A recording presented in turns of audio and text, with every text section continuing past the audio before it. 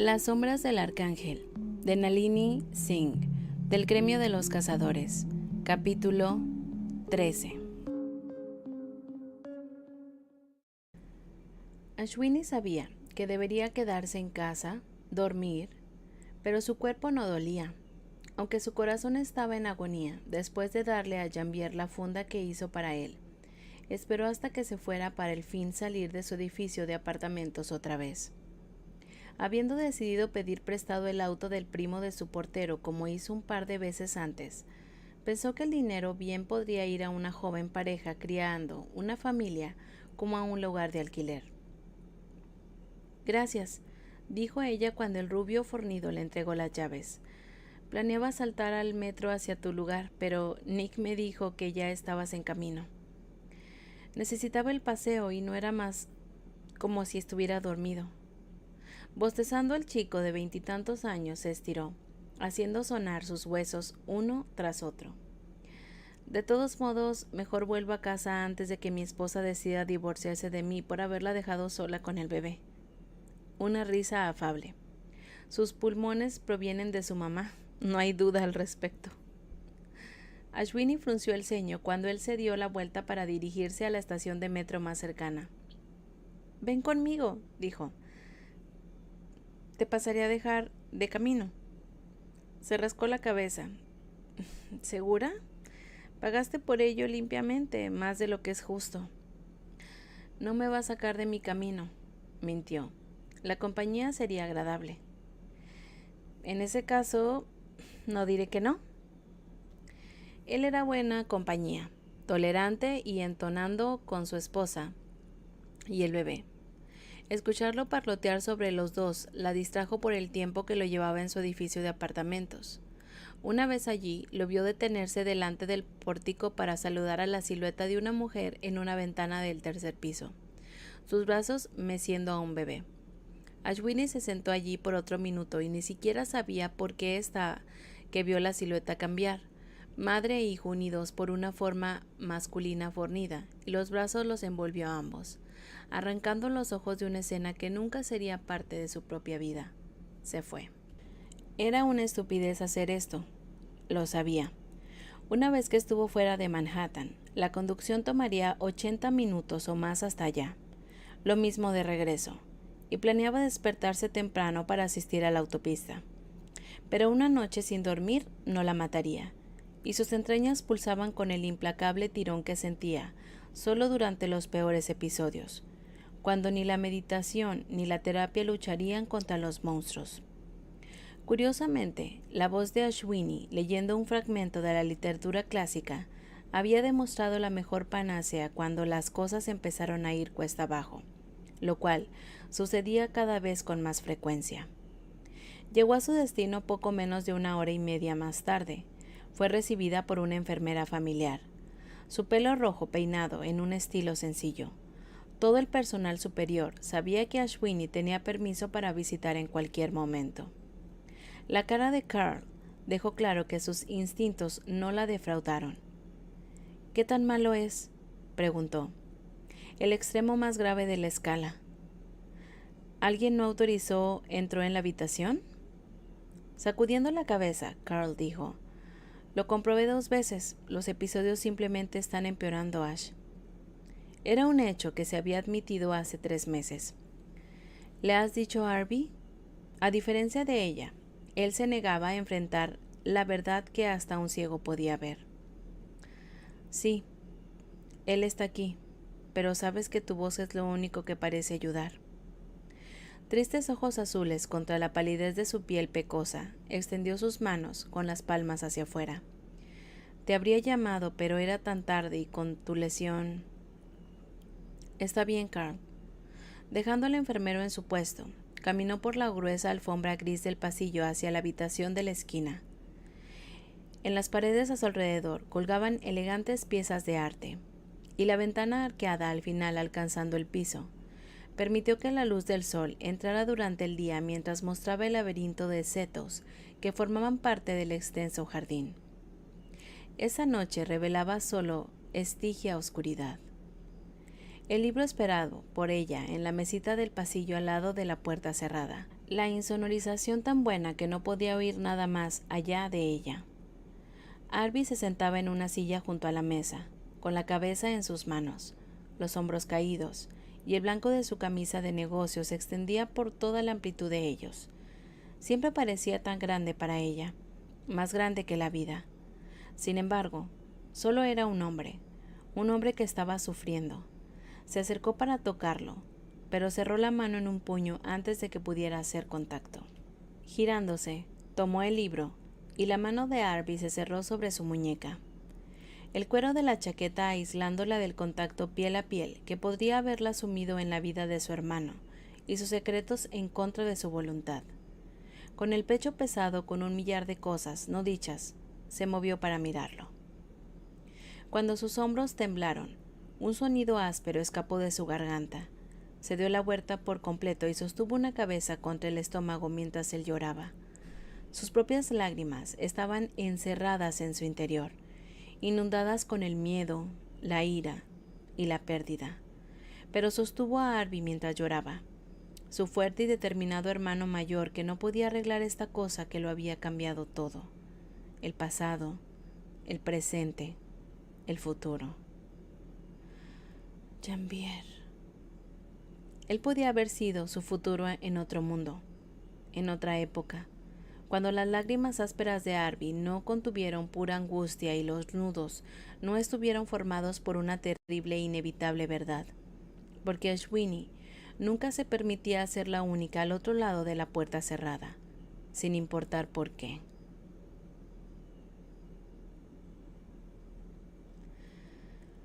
Rafael bajó las escaleras después de la medianoche, su ciudad envuelta en una aterciopelada oscuridad sin luna, mientras su consorte yacía pacíficamente en su cama.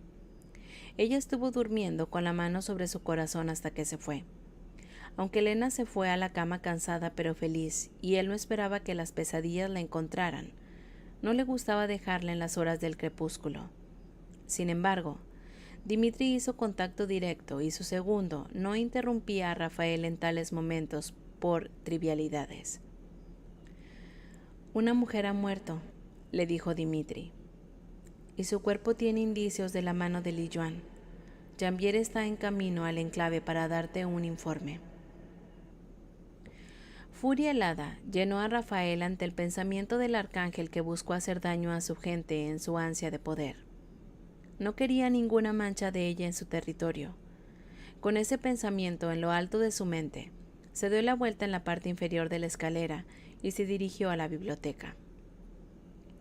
El hombre que estaba frente a las puertas correderas del cristal que daban a Hudson, y más allá, al millón de puntos de luz que era Manhattan, no sostenía como un luchador, su postura ligera. Llevaba una camiseta blanca y sobre ella una funda que cruzaba su espalda.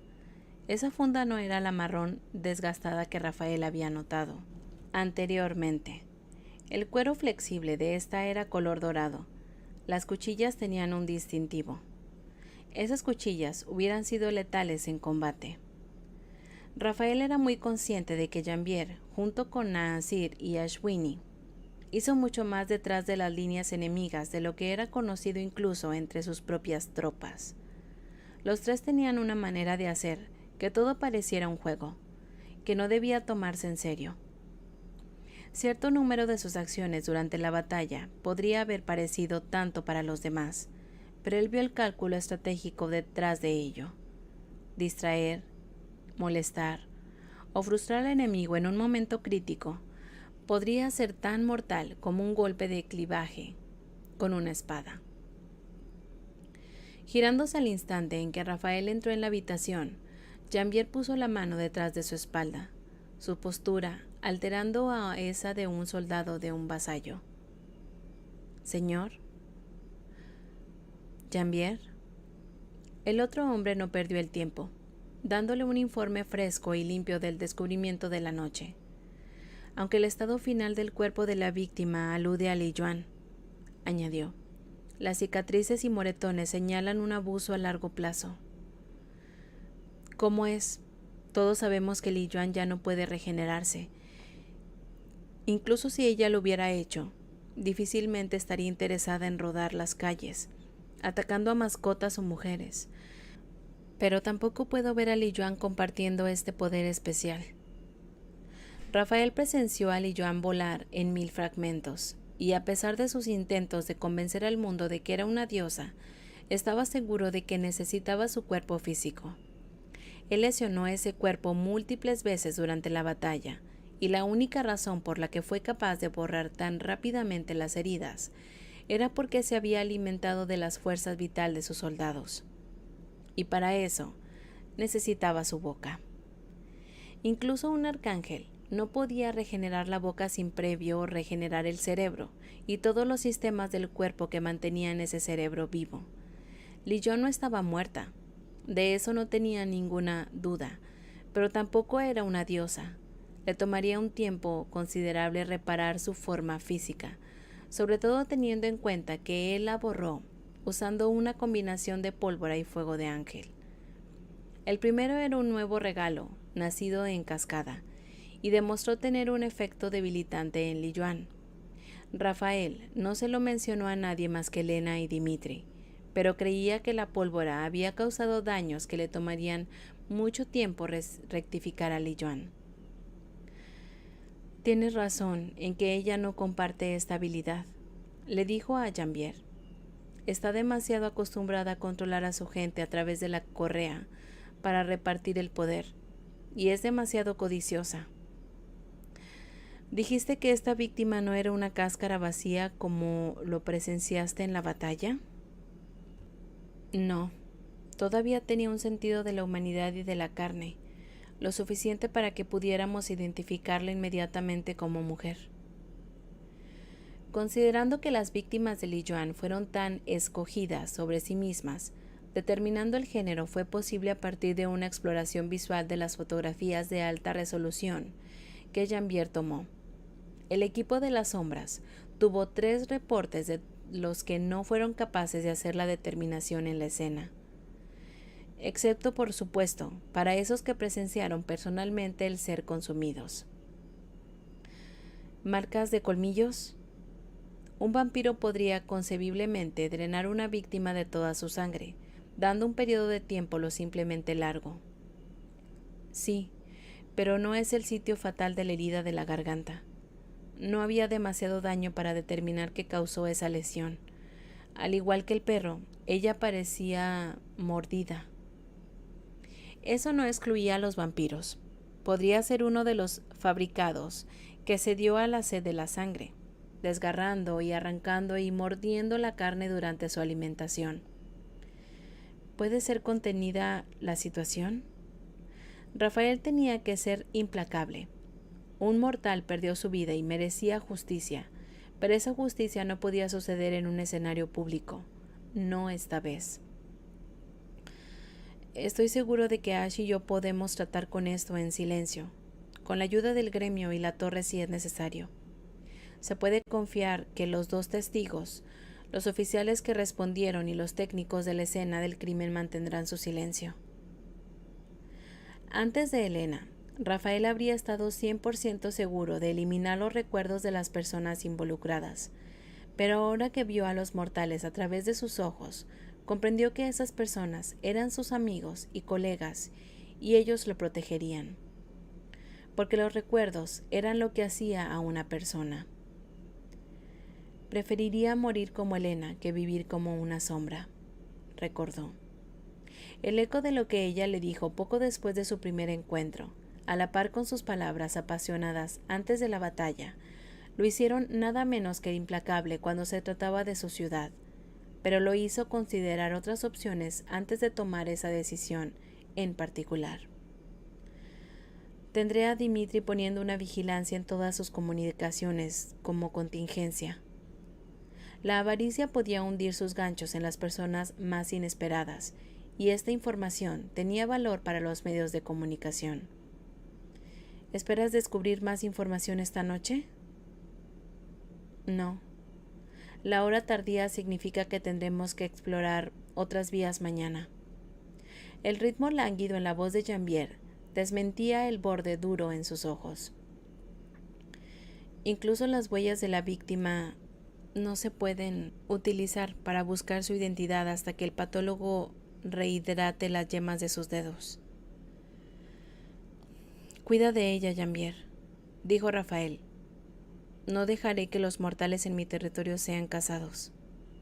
Las vidas humanas podrían ser un parpadeo fugaz de luciérnagas en comparación con el periodo interminable de un ángel. Pero Rafael ahora sabía que su luz podía quemar tan brillante. Tenía la fuerza para vencer al hilo de la misma eternidad. Señor. Caminando hacia una pequeña mesa de madera de cerezo, en la que se encontraba un decantador de cristal y 6 vasos, Rafael derramó 2 medidas de líquido ámbar, cuidadosamente envejecido, en el decantador. Le entregó uno de los vasos a Jambier y dijo: «Tus cuchillas son de la tierra de Nea». El Cayún, también llamado Jambier, ahora era una de sus personas de confianza, pero no tenía entre ellos la relación que Rafael tenía con sus 7. Eso era de esperarse. Jambier aún no pasaba su 3er siglo. Incluso Veneno, el más joven de los 7, tenía más de 100 años sobre el vampiro en el pantano en su voz. Sin embargo, Rafael vio en Jambier lo mismo que vio en Veneno, en Audán, en Ilium y en el resto de sus 7. El Cayún tenía el honor tan profundamente entretejido en sus huesos que tomaría un cataclismo para romperlo. Dimitri no lo habría perdido incluso durante los peores años de su existencia. Sí. Jambier tomó el vaso, su postura relajándose ahora que el informe terminó. Nea me las obsequió cuando dejé su corte. Dijo que tenía la sensación de que estaría metiéndome en problemas y que disfrutaba demasiado de mi ingenio para oír que perdió la cabeza porque no tenía las armas adecuadas. Alcanzando su espalda, el vampiro retiró una cuchilla curva, distintiva a un movimiento suave. Se la tendió por el magno primero a Rafael. Él la tomó, probó el peso y el levante. Era más pesada de lo que parecía cuando Jambier la utilizó. Ese peso, junto con el borde rapado, explicaba cómo el Cayún era capaz de rebanar cabezas de un solo golpe. Sin embargo, el arma curiosamente parecía decorativa a primera vista. El mango de hueso tallado incrustado con pequeñas piedras preciosas que brillaban con gracia, atrayendo la mirada lejos de la muerte afilada de la hoja en sí. ¿Nea te favoreció? Más de lo que Rafael se dio cuenta, porque reconoció la fabricación detrás de las cuchillas de Jambier ahora que había manejado una. Esas fueron creadas por el propio Rayos. Si no me equivoco. El general de confianza de Nea, un hombre que fue fabricante de armas en su juventud y hasta la fecha realizaba cuchillas de renombre por su fuerza y manipulación. Se decía que solo creaba un nuevo conjunto, una vez cada década. Jambier tomó la cuchilla de nuevo, la deslizó en la funda, especialmente diseñada. Rayos es responsable en gran parte de mi habilidad en el kukri. Y, como Veneno, mantienen esos vínculos. El miembro más joven de sus 7 fue creado por la misma reina de los venenos. Él se las arregla para hacerse bienvenido en sus tierras, incluso cuando Nea tiene su resentimiento contra mí. Tal vez por eso es que ella ha sabido referirse a nosotros como encanto y astucia. Una débil sonrisa. Nunca he averiguado cuál de nosotros es cuál. Hablaron durante varios minutos antes de que Rafael caminara con el vampiro a la puerta principal. Señor, Jambier se detuvo en el umbral después de encogerse de hombros, en la chaqueta de cuero que dejó con Montgomery, el reluciente rojo de su motocicleta visible detrás de él. Ash, su creación sigue... Ella está borrada.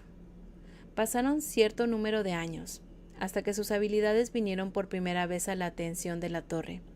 Su sangre secretamente obtenida y probada para la compatibilidad con el proceso que llevaba el vampirismo. Pero Jambier, él sostuvo los ojos del otro hombre. Ella no ha mostrado ninguna inclinación para aceptar la oferta silenciosa que se le hizo. Jambier apretó la mandíbula. Apartó la vista antes de enfrentar a Rafael una vez más. Un vacío sombrío en su mirada. Esa es la cosa. No creo que nada pueda convencerla para elegir una vida entre los inmortales. Hasta aquí el capítulo 13 de Las sombras del arcángel. Gracias por escucharme.